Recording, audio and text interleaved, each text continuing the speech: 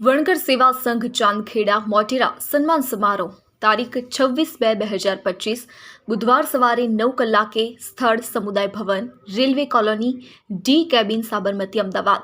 Shri Pravinkumar IAS સહર્ષ જણાવવાનું વણકર સેવા સંઘ ચાંદખેડા અમદાવાદ દ્વારા સની 2023-24ના વર્ષ દરમિયાન વહીવટી ક્ષેત્રે IAS IPS IRS વાણિજ્ય ક્ષેત્રે CA મેડિકલ ક્ષેત્રે MBBS MD MS તેમજ સંશોધન ક્ષેત્રે PhD કરેલ હોય તેવા અધિકારીગણને સન્માનિત કરવાનો સન્માન સમારોહ યોજેલ।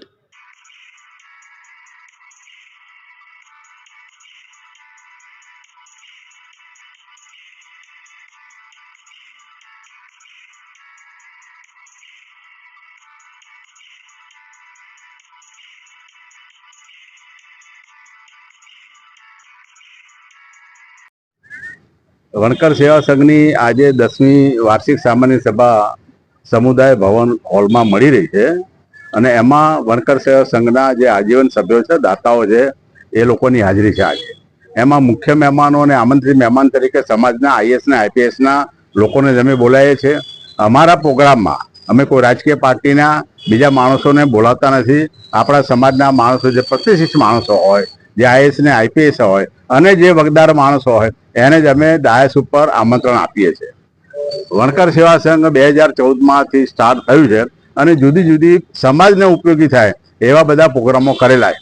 પણ અમારું જે લાસ્ટ 2023માં જે સામાન્ય સભા મળી એમાં એવું નક્કી કરવામાં આવ્યું કે વણકર સેવા સંઘે એક સમાજ ભવન બનાવવું જોઈએ અને સમાજ ભવનને અનુલક્ષીને અમે વણકર હાઉસિંગ બોર્ડ વિષ્ણુનગરમાં 2 મકાન 2 કરોડમાં ખરીદીને આજે 5 માળનું ભવન RCC ચણતર સાથે અને પ્લાસ્ટર અત્યારે ત્યાં ચાલુ રહ્યું।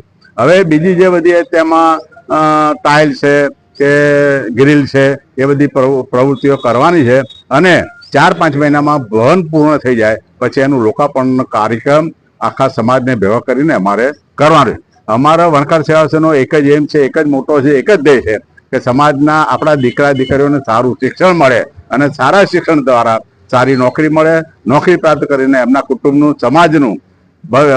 સમાજને ધ્યાનમાં રાખીને ભવિષ્યમાં આવી સંસ્થાઓને દાન આપે એના માટેના અમારા પ્રયત્નો છે। જય ભીમ, નમો બુદ્ધાય। હું વણકર સેવા સંઘનો કાર્યકારી મહામંત્રી છું।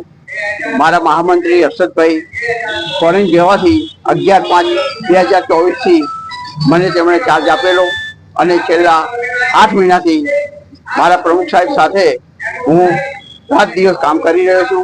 સમગ્ર ટીમ આખો દિવસ કામ કરી રહી છે। આજના નવયુવાનો માટે અમે એક જ કે ભાઈ તમે સારું શિક્ષણ મેળવો,